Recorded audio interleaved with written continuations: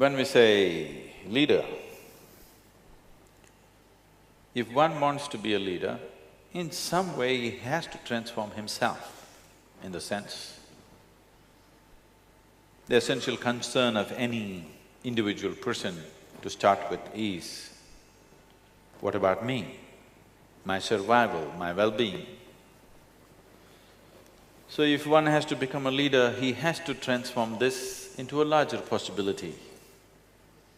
What was essentially individual concern becomes a little larger concern in some sense.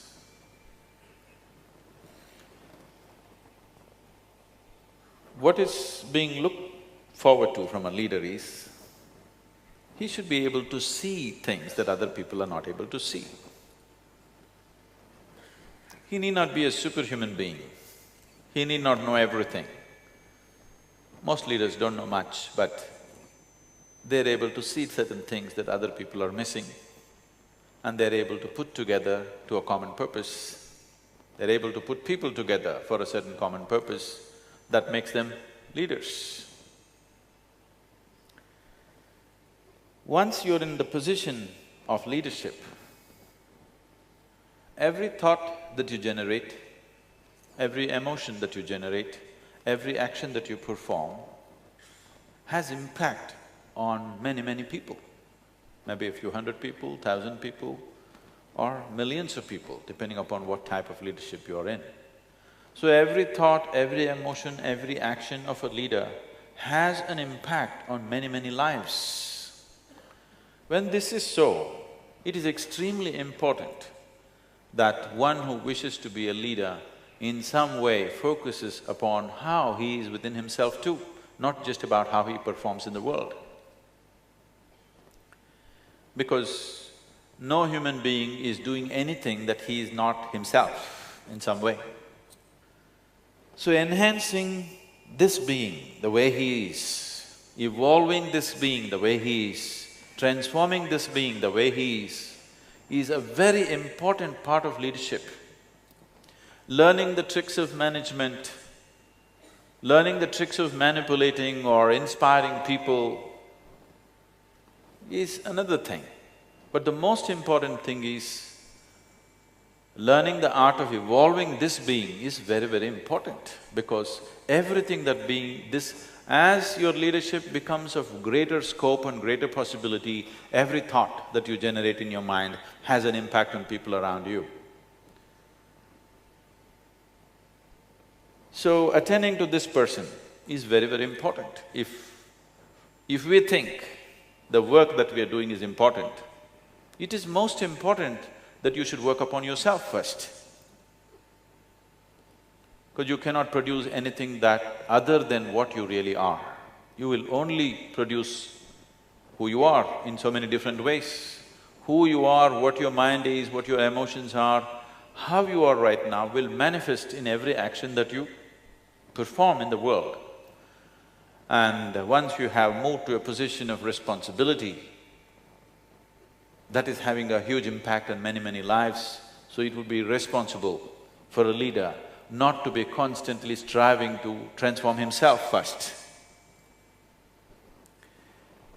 And essentially, leadership also means either you're transforming lives of people directly, or you're transforming situations which will in turn lead to transformation of life for other people. So transformation and leadership cannot be separated. Leadership is transformative. But I know we have gotten used to live in leadership of stagnation, but that's not leadership, because some people become leaders in moments of strife, when there's large-scale injustice. Suddenly a human being starts thinking beyond his own well-being. His involvement becomes beyond his own personal needs, and he tends to become a leader sometimes. Or sometimes individual ambitions will propel someone to become a leader.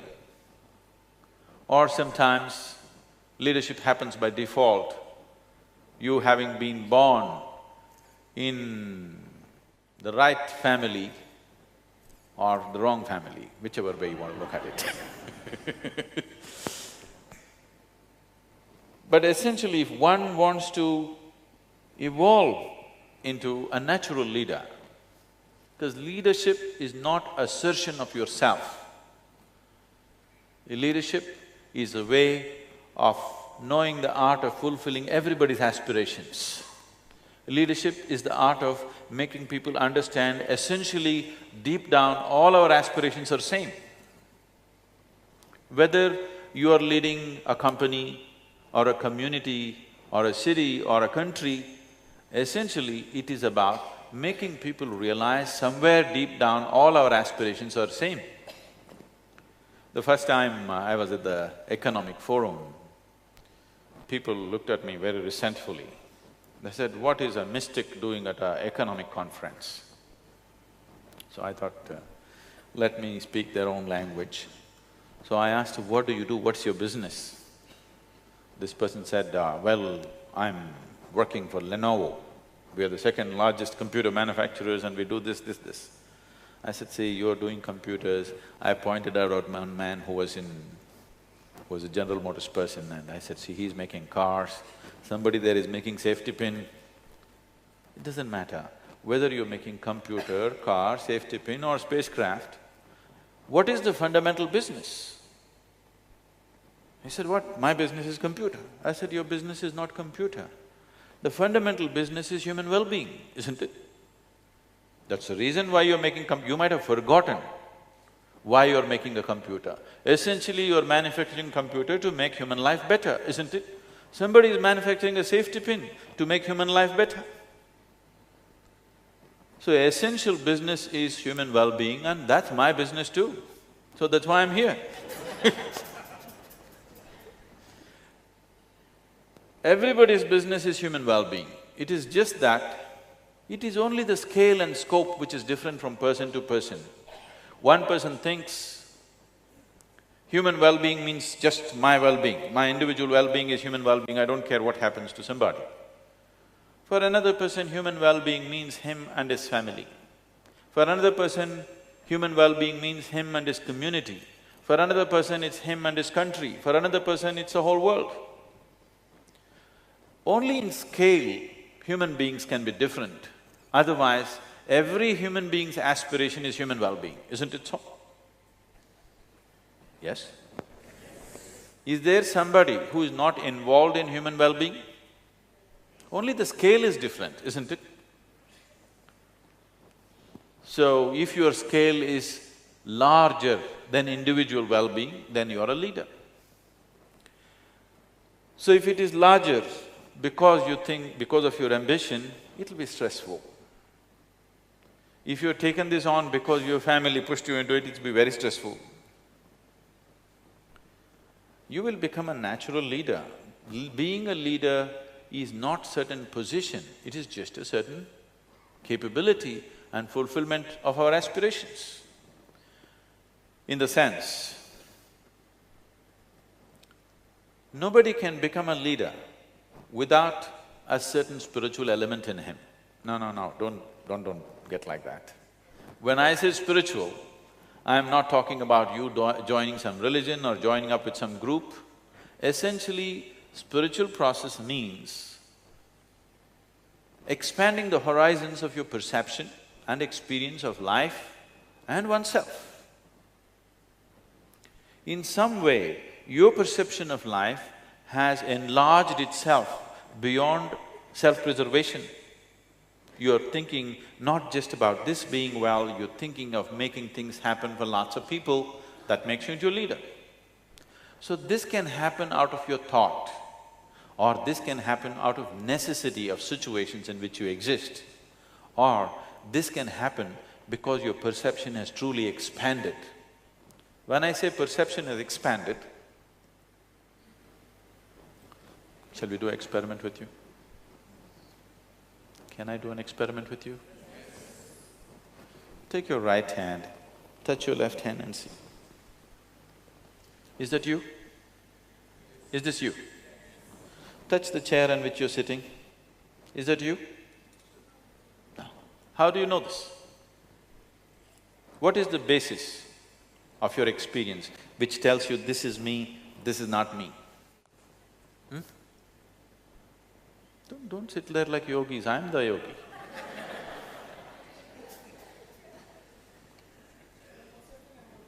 I'm sorry? No, no, no. What is it that tells you this is me and this is not me?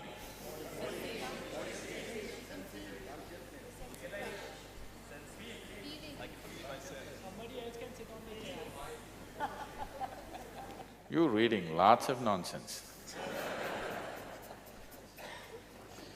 Just tell me, what tells you this is not me? What tells you this is me? Sensation, isn't it? Here there is sensation, here there is no sensation, isn't it so? Yes? So, it is your sensation which determines what is you and what is not you. It is the boundary of sensation. Whatever is within the boundaries of your sensation is you. Whatever is outside the boundaries of your sensation is not you. Is that the definition of yourself? Yes, technically. So what is within this is you, if it's outside of this is not you. There is water here, not reachable, okay. There is water in this, is this you? No. If you drink it, does it become you? What happened? What was outside the boundaries of your sensation got included into the boundaries of sensation, suddenly it's you. How did you get these kgs that you're carrying around? Were you born like this? What you call as myself right now was all over the planet, isn't it so? Are you eating only Marathi food or are you eating… No, I'm just saying, it's all over Maharashtra or all over the planet. I don't know where all you picked up the stuff. So what you call as myself was a piece of earth at one time. Now you go about, this is me. What has happened? You just took a piece of earth and included it into the boundaries of your sensation. Now this is you. Now do I have to tell you, please take care of your little finger, this should be taken care of, don't harm it, don't cut it, don't bite it off. Should I have to tell you?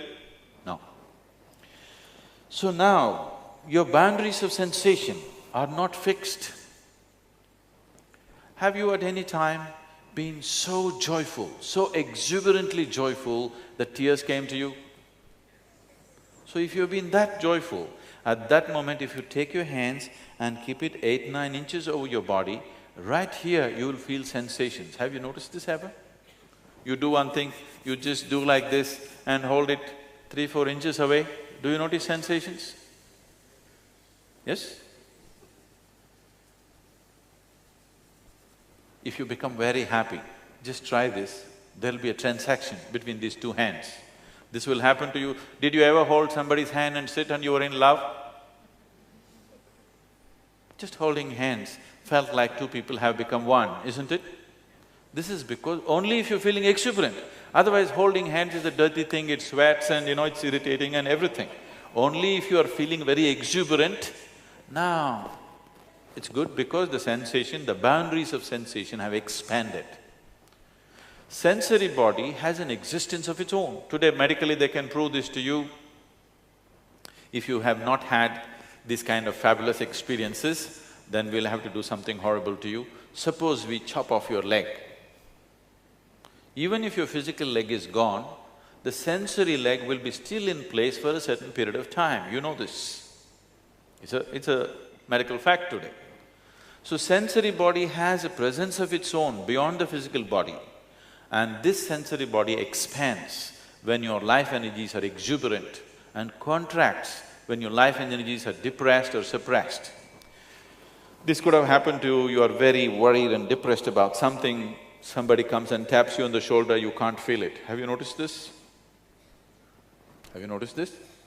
Because when you are in a depressed state, your sensory body contracts. When you're in an exuberant state, it expands. If you consciously crank up your life energies to a certain level of exuberance, if you sit here, suppose your sensory body became as large as this hall, now you would experience all this as a part of yourself. If you experience these people as you experience the five fingers of your hand, because what is within these five fingers was also outside some time ago, isn't it? Yes? This is slowly you accumulated into the boundaries of sensation. It was outside and you included into the boundaries of sensation, now you experience this as myself. Suppose you stretched your boundary of sensation to this whole hall, after that, do I have to tell you, be good to this person, don't harm that person, don't kill that person? Do I have to teach you morality? Would you naturally do what best you can do for all this life around you? Then you are a natural leader. That's what a leader is supposed to be. Either you are manipulating yourself into your leader, which is very stressful, or because you experience everything as yourself, you do the best you can do according to your capability. Each individual can function only to the limits of his capability, isn't it? And your capabilities are at their best. This can be… there is substantial medical evidence and scientific evidence for this. Your body and your brain will function at its best only when you're exuberant, when you're joyful, when you're ecstatic. Your whole system functions at its best. Have you noticed this yourself? Haven't you noticed this experientially? When you're peaceful and joyful, is your body and brain functioning at its best? A man went to the neurologist and asked him, "Doctor, how long can a man live without a brain?" The neurologist looked at him and asked, "How old are you?"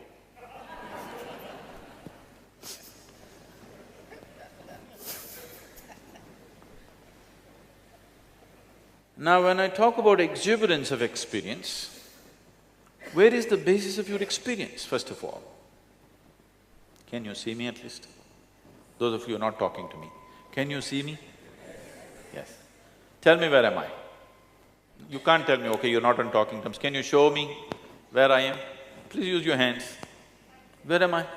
Oh, you got it totally wrong. Although you're completely off the mark. You know, I'm a mystic. This light is falling upon me, reflecting, going through your lenses, inverted image in the retina. Have you heard the whole story? So where do you see me right now? Within yourself. Where do you hear me right now? Within yourself. Where have you seen the whole world? Within yourself. Have you ever experienced anything outside of yourself? Have you ever experienced anything outside of yourself? Right now, if I touch this chair, my sensations are not of the chair, my sensations are only of my body, isn't it? Yes or no? You have never experienced anything outside of yourself, please see. Everything that you know is only the way your sense organs are projecting things within you, isn't it? Sun is setting right now outside, but we are turning lights on here because for us this is darkness. But there is a whole host of life on the planet. The sun sets, they all come alive. Actually, there are more life on the planet which are nocturnal. Yes? I'm not talking about the Bombay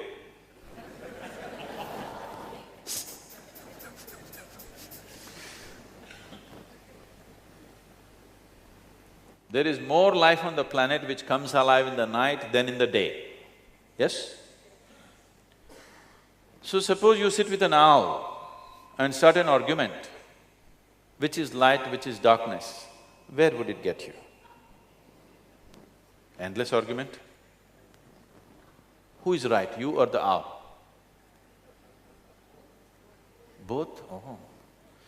Both means, if you're saying both, either you're working for the diplomatic corps or you may have a successful marriage. In these two areas, you must learn to say both to everything. Otherwise, you can't survive these two things. I'm asking which is light, what you see is light or what the owl sees is light. See, both of us may be wrong. One of us may be wrong, but both of us cannot be right, isn't it? Yes? So your sense perception right now is just enough for survival, but everything that you experience is happening within you. The very seat of your experience is within you. When this is so, should you not determine the nature of your experience? The world outside will happen the way you want it only to some extent, never 100% the way you want it. Yes? Never will, and I'm happy it is so. Because if the world happened completely the way you want it, where do I go?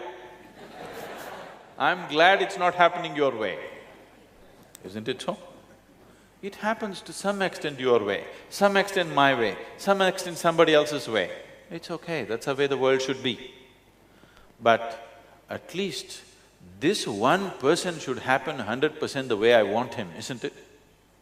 Yes? But right now this is the problem. This one is not happening. This body is not taking instructions from you. This mind is not taking instructions from you. If your mind were taking instructions from you, would you keep it joyful or miserable? Pleasant or unpleasant? Pleasant for sure. If you are joyful, your sensory body would be all over the place. There would be a deep sense of inclusiveness. Once your experience of life is inclusive, without being elected, you are a leader. Without being appointed, you are a leader. Don't think whoever is appointed is always the leader. There are all kinds of leaders all over the place who are managing things and taking things in their own way, isn't it? Yes or no? Because of their sense of inclusiveness. Wherever there's inclusiveness, people will look for guidance in that direction, isn't it so? Yes? Whoever reverberates with you, you look for guidance in that direction, not to the appointed person up there, isn't it? So, there is a certain possibility within the human being which has been left unexplored by most of the humanity. Can I tell you my own story, is it okay? You shouldn't sleep off, okay? Because once upon a time, if I start, most people think it's bedtime has come. This is not once upon a time story. I know I look ancient enough, but it's not a once upon a time thing. Some time ago. When I was just 3-4 years of age, one thing that I realized was that I did not know anything. I was so utterly, absolutely ignorant about everything. This came to my awareness. So if somebody gives me a glass of water, I will just be staring at this for 3-4 hours at a stretch. Somebody gives me a dry leaf, I'll be looking at it for hours. If I sit up in the bed, I'll be just staring at nothingness for the whole night. To a point where my father, who happens to be a physician, started thinking I need psychiatric evaluation. He got really worried. This boy just stares without blinking his eyes. Something wrong with him. I'm like this. I'm looking at something because I don't know anything, I have to pay attention to every small thing. Everybody around me going about blissfully, they know everything. I'm asking you, even today, do you really know what this water is? Do you really know? I'm asking. Are you just, oh, water, H2O? Do you know what is H? Hydrogen. Do you know what's damn hydrogen? Atom, this much. Do you know what that is? We have still not deciphered a single atom in the existence. Yes or no? Yes? With all the scientific exploration, we still do not know the nature of a single subatomic particle in the existence yet. Yes, is that a fact? So I'm just staring at everything like this, and people think I need psychiatric evaluation. And they send me to school. I didn't go there too often. I went whenever it was necessary. And I go and somebody's talking, the teachers, I'm just staring at them. Initially I hear the words and understand the meaning. After some time I realized, they're only making noises. It is me who is making up the meanings. See, right now, I'm making only noises. You assume you know English language and you are making up the meanings, isn't it? If you do not know English language, I'm just making noises, haven't I? So I stopped making meanings. Just started looking at the teachers. Suddenly it was very amusing. Then, with a big grin on my face, I'm staring at them, which was very irritating for the teachers. I'm staring without blinking because I'm absorbing all the sounds but without meanings. Don't do that to me now, okay? Then as I stared and stared, see, as I paid more and more attention to everything, everything around me started transforming itself, changing itself in such a dramatic way. After some time, I was not even hearing the sound, I was just seeing people doing acts. And as I paid attention, I found that even this human form just evaporated from my vision and I would see hazy, ghost-like figures going all over the place. And I'm completely amused with a big grin on my face, I'm like this. People think I'm going nuts. So I'm looking at the teacher, I know him through and through, but I don't know what the hell he's talking about. One day this happened, I remember this situation very well because about 4 months ago, this school invited me to speak at their alumni meeting. I said, please, not me, because I was not just not a good student, I was not even a student. Why do you want me? They said, no, we want you. I said, why? They said, our school has produced scientists, our school has produced great managers, our school has produced test cricketers, but you are the only mystic, so you have to come. So I went there for this alumni meeting and all the buildings are same and all my memories came back to me. And I thought, see, this classroom, in this classroom a certain situation happened which changed my life in many ways. On that particular day, this teacher was talking about something, whatever, and as usual I was staring, looking through him, not listening to what he's saying. And he's trying to get some response from me, asking me all kinds of things, provoking me, but I'm fully attentive, I'm not ignoring him. I'm paying more attention than anybody has ever paid him in his life. I'm paying that kind of attention to him. But I cannot hear what he is saying.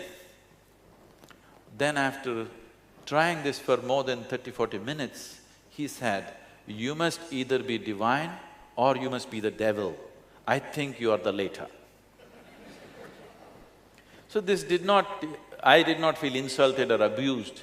This set off a whole host of questions within me. Am I the divine? Am I the devil? Am I human? Am I alien? What the hell am I? Because anyway I did not know. So this set off a completely different line of thought within me, endless amount. What the hell am I? What is the nature of this? And one day I happened to be eating something, I was into my adolescence at that time. I just ate a morsel of food. I knew this intellectually, I have studied a little bit of science and whatever by then, but suddenly this food exploded within me. See, you eat something, you eat a piece of bread or rice or let's say a banana. If you eat this, what was something which was not you, if you eat it, it becomes you, isn't it? Yes? All this stuff was not you some time ago. This is not you right now. But if you put it inside, it actually becomes you. It is not an idea. It is a living experience that it becomes you, isn't it? So when I ate and I closed my eyes, it just exploded within me, this food, that it is actually becoming a part of me. Something which was on my plate, which was not me, is actually becoming me. It's a phenomena beyond explanation. It is a phenomena beyond logical understanding. It is the greatest thing that's happening, that you can convert a banana into a human being. It's not a simple thing. You can make a piece of bread into a human being, not a simple thing, isn't it? So suddenly I realized, There is an innate intelligence and capability here which can make a piece of bread into a human being. When I say human being as a mechanism, if you look at it, this is the most sophisticated mechanism on the planet, isn't it? Most complex and most sophisticated, highest level of electronics, mechanics, electricals, everything, isn't it so? Yes or no? Have you seen a better machine than this? Just a piece of bread, within a few hours, becomes such a phenomenal machine. So suddenly, I shifted my life from staring to sitting with my eyes closed. I was staring hours on end. Now I sat with my eyes closed, some days for hours, sometimes for days. Now suddenly people around me, people who were thinking that I need psychiatric evaluation, they started thinking, oh, he's a yogi. See? But I was still doing the same thing. Instead of staring at somebody, I was staring at myself. I was not doing anything different, I was still paying attention, that's all I was doing. All the time I was paying attention, it is just I changed the direction of paying attention and suddenly from a nutcase to a yogi. Now there is this intrinsic intelligence and capability in every being right here, isn't it? Yes? If you could only access, the very source of creation is right here. If you could only touch it, you would be phenomenally capable, isn't it? You don't have to learn leadership somewhere. You will be a natural leader because the very source of creation, that which makes life is here within you, trapped, he cannot get away. Please look at this. If you only strive to make the necessary contact with this, if you find access to this, leadership is natural. Leadership is not about you asserting yourself over somebody. It is about being able to harness everybody's aspirations and make it happen. People should not even feel there is a leader around, that's when you're a real leader, isn't it? If people constantly feel the presence of a leader, he's a tyrant most probably. Yes or no? People should not even feel this place is managed. It looks like nobody is managing it, but everything is happening the way it should happen. That is leadership, isn't it? Yes? See, right now, the nature of creation is such that we can argue there is no creator because it's so perfect. If every day it was breaking down, then we would every day know and curse the one who creates this. Because creation is happening in such perfection, we can forget about the source of creation, isn't it? That's true management, isn't it so? That nobody feels the presence of the manager, nobody feels the presence of the leader, but everything is in place. That is when you're a great leader. And that will only happen only when there's a deep sense of inclusiveness of everything around you. Inclusiveness not as an idea, but inclusiveness as an experience. Oh, is such a thing possible? Well, once again, modern science is telling you, if you sit here right now, this moment, as you're sitting here right now, every subatomic particle in your body right now is in constant transaction with the rest of the cosmos. This is a reality that's happening. So the only problem is you're not experiencing that reality. If you're experiencing that reality, there would be a deep sense of inclusiveness. When there is inclusiveness, when you feel everything as myself, nobody has to teach you integrity, nobody has to teach you morality, nobody has to teach you what's right and wrong. Nobody has to teach you what's right and wrong towards yourself, isn't it? Only with reference to the other there is a problem. So spiritual process means you have eliminated the other. There is no other for you in this world, there's only you. When there's only you, there's absolutely no problem. You'll do the best that you can do and that's all there is with life. That's all there is with life, isn't it? Have you fully expended yourself? Everything that you are, has it been used or not? Whether you can perform like somebody else or not is not the question. The question is, have you used this being fully for whatever it is? And that will only happen if your experience of life is constantly pleasant. I will tell you this, there is medical evidence to prove this today. If you maintain 24 hours of utter pleasantness, before that let me ask you a question. Unfortunately, almost the whole population on the planet will come with a negative answer. How many of you have had one day in your life, that is one 24-hour segment in your life, where you spent 24 hours without a moment of irritation, agitation, anxiety, unhappiness, anger, nothing? You went through 24 hours blissfully. Very few people can say yes to this, unfortunately. See, if one day did not happen the way you want it, that's different. If not even one day happened the way you want it, you are not in the position of leadership, even with this one, isn't it? Yes? Even 24 hours in these many years, if it did not happen exactly the way you want it, obviously you are not in control. You are happening by accident. If your own body and your own brain is not taking instructions from you, why the hell should 1,000 people or 10,000 people take instructions from you, I'm asking? Why should they take it?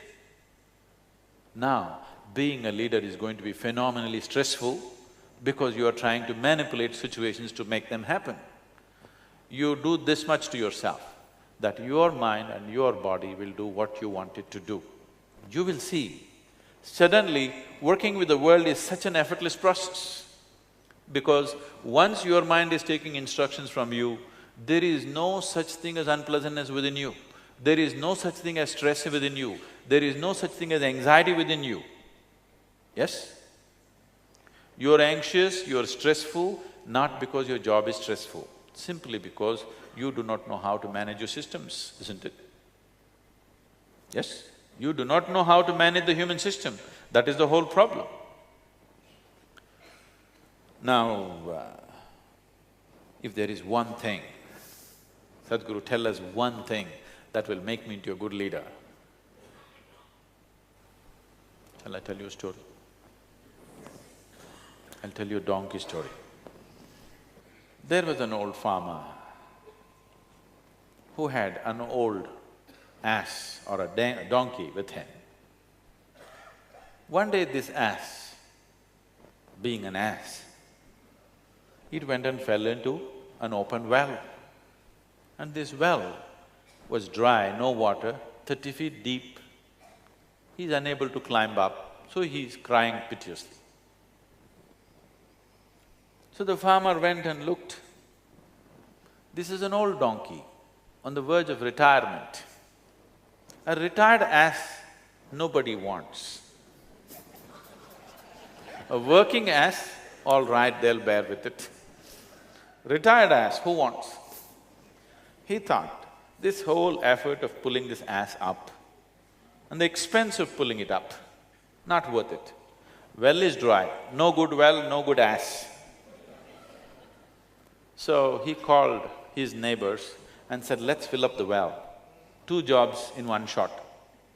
You have closed the unused well and you have buried the retired donkey. So they all started shoveling in earth, wanting to bury this ass alive. So you have no value for a retired ass, but ass doesn't think so. So it started crying piteously, looking for some compassion somewhere, but all of them ruthlessly shoveling earth. After some time, this ass started doing something. Every time a shovelful of earth fell on its back, it shook it off and took an upward step. People looked at it in amazement, wow, what a smart ass. This is a really smart ass. And as they shoveled more and more earth, every time he shook it off and took one more step, one more step, one more step, and then he came out. And by now, the old farmer was full of admiration for his great smart ass, and he wanted to hug and fondle the ass. The ass promptly turned around and kicked him in the face. So the moral of the story is, if you want to be a leader, one thing that you don't do is, don't spend your life trying to cover your ass. it will turn around and kick you in the face one day.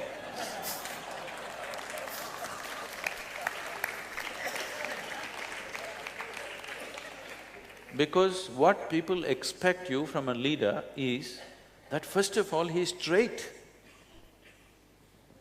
People don't appreciate you manipulating them. People appreciate that first of all you are straight. You don't have to be brilliant to be a leader. You don't have to be a genius to be a leader. You don't have to be a superhuman to be a leader. You are straight, your integrity is always there, and you have some vision. You have some insight into a few things that makes you into a leader. When you are truly inclusive, you'll naturally have an insight about everything. And then you gather people, right kind of people will naturally gather around you when they see a certain level of integrity in you, and things will happen, according to your capability, of course. You can never equate people's capabilities. People come with different capabilities, it's fine. But the question is just this, are you able to use yourself to the fullest extent or no? If you yourself are an issue, so please see, you yourself are an issue on a daily basis. When you are an issue, you cannot handle issues on the outside. So if you make yourself like this, that this is not an issue anymore. Now, you can attend to the outside issues to the best of your capability and your leadership will happen effortlessly without being stressful to you or to anybody for that matter. It's transformative leadership. If you have questions, please. Any kind of question. Sadhguru, why is it that today, in the name of leadership, we see so much of insecurity among leaders? Subordinates who look upon leaders today feel awfully insecure even more. These brilliant people who are assisting the leader, they are like small pieces in the jigsaw. By themselves, they are nothing. There needs to be a fulcrum who holds these people together, otherwise by themselves they can do nothing. If there wasn't a leader, these people could never be harnessed and they would never find expression to their intelligence. Because they may have certain talent, but they don't have leadership. So, somebody is being paid more only not because he's brilliant, because he's able to harness brilliance. Brilliance which cannot be harnessed, what's the use of that? It's a lot of trouble actually. No? Intelligence which is not harnessed is a lot of trouble, isn't it? So a leader may not be the same IQ as the so-called brilliant man, but he is able to manage all these IQs. That's his capability. He gets paid for that. You get paid for your IQ. So anyway, above all, your life, the quality of your life does not necessarily depend upon how much you're paid. I'm not saying you should ignore that. Yes, that is a factor. How much money you get, how much wealth you make in your life determines the comfort of your life, never determines the quality of your life. Yes? It gives you certain access, it gives you certain comfort, it facilitates a few things around. But essentially the quality of your life is in how joyfully you're creating what you're creating, isn't it? If you are absolutely giving yourself and if you're brilliant as one claims to be, and if you're really making things happen to the best of your ability, in many ways you become indispensable for any group of people, isn't it? So instead of thinking of increment, I think people should focus on how to become indispensable. That people can't believe that without you, this situation can work. It will work anyway. Tomorrow morning if I fall dead or you fall dead, the world will go on fine, don't have any illusions about that. But people should believe that without him, how to live, how to make this work. If people get such feeling, then you will be substantially rewarded.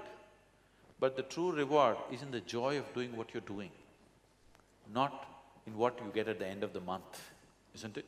What you get at the end of the month facilitates a few things, maybe determines the kind of house you live in, determines the kind of car you drive, but how joyful you drive the car, that it doesn't come from that, isn't it? How joyful you live in this house is not determined by that. So your quality of life is the way you experience it, not what you have, where you are. So please, once you set this, that your quality of life is determined, anyway you're joyful by your own nature, you will function at your best and your capabilities will be rewarded. Today or tomorrow it has to be rewarded. Sometimes there may be some slowdown, sometimes maybe you have to make a little noise and make them know that you are there. Because it's a large picture, somebody may not notice you. But the important thing is, in your life, the important thing is, are you enjoying the process of life or are you cribbing through your life? This is most important, isn't it? Yes? I guess my question is, where do we get started and what is the path? So that, again, this doesn't become a subconscious experience and then we again wait for this kind of thing to happen. What are the practical things that we can do so that we kind of don't leave this session saying, okay, it was another great talk, but I don't really know what do I need to do, so at least I know I'm trying to make the effort. You want some tips?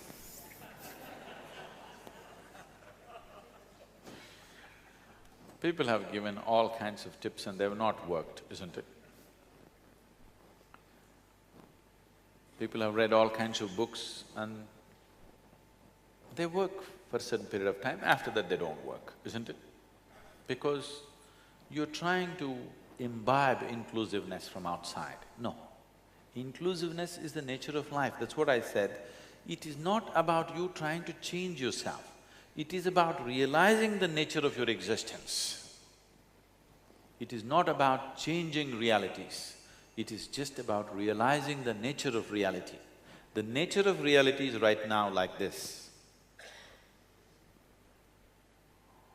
I hate this person, I want to scratch his eyeballs out. But unknowingly, what he exhales, I inhale, what I exhale, he inhales, no problem. Yes? Yes, you're inhaling what your mother-in-law exhales, your enemy exhales, your boss exhales, whether you like it or not, isn't it? Yes or no? What Pakistanis exhale, you're inhaling, what you're exhaling, they're inhaling, depending upon which way the wind is blowing, isn't it? Yes or no? No way, we will not breathe what Pakistanis breathe. You can't help it. So life is inclusive. Only your mind is exclusive. You understand? Mind is made like this because this part of the mind, which is the logical structure of your mind, can only cater to your survival process. For survival, you have to be exclusive, please understand this. Now, I must understand that the food should go here for me to survive, otherwise I'll throw it all over the place in my inclusiveness. Survival, the process of survival cannot function unless the exclusiveness is manifest.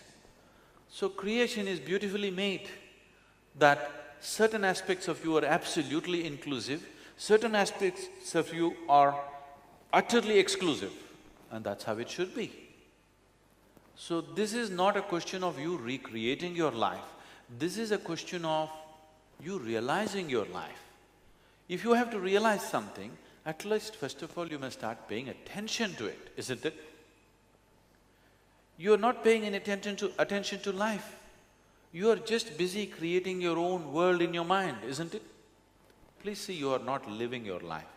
Most of the time you are thinking about life, isn't it so? Yes or no? What you call as my life right now is your thought, your emotion, your opinion, your prejudice, this is what you call as life. This is not life, this is just a psychological process. Life is an existential process, isn't it? Is life a reality or is it just a dream? But what's happening in your mind? Is it a reality or is it just a dream? It's just a dream. What happens in your mind is a dream. So if you understand this, you can make your dream any way you want. I'm not saying don't dream, at least you must be having the kind of dreams that you want, isn't it? But you're not having the kind of dreams you want. That is why stress, that is why anxiety, that is why fear, that is why hatred, that is why all forms of unpleasantness, isn't it? If your dream was happening the way you want it, even if your life was not happening the way you want it, if your dream was happening the way you want it, you would be at least joyful. Maybe starved, but still you would be joyful. Maybe fired from your job, still joyful. Yes? Because when you're in the job, you're complaining about the job. If you get fired, you get complaining about the beach. What do people do in Mumbai if they get fired? Do they go to the beach at least? No, they go to the bar. Okay. So, what do I do so that it just doesn't become a thought? First and foremost thing is, when I started this with myself, everything was like a fantastic discovery for me, and I started working towards creating this and making this happen. This whole technology of how to make this happen the way I want it. Then I discovered that I was a fool who was trying to reinvent the wheel. Any number of people for thousands of years have known this, but I thought I arrived at it. For me, it was like that, because for me, I had no spiritual teaching, I had no guidance, I had no nothing. Suddenly this burst upon me and I think this is it. It's the first time eureka. But after some time I realized thousands of people, millions of people, for thousands of generations have known this. So, there is a whole knowledge about that. It is just that it needs to be approached.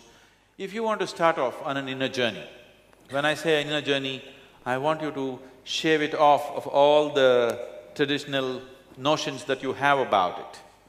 Right now, you understand your experience of life is limited to what's happening within you. Based on that, if you want to explore this possibility of what this being is and know this experientially, to turn your attention from believing that you're looking outside and knowing that you're only looking within, if you dedicate 28 to 30 hours of life, a focused time if you give me, we can set up an instrument for you, a subjective instrument within yourself, which will give you this access. But at least that much is needed. Still technology is at that level. Someday if I arrive at a technology where it can be done in a moment, we'll do it. I can do it in a moment if you are a very simple human being. But now you're educated, we take 30 hours with education. Thank you very much for being here.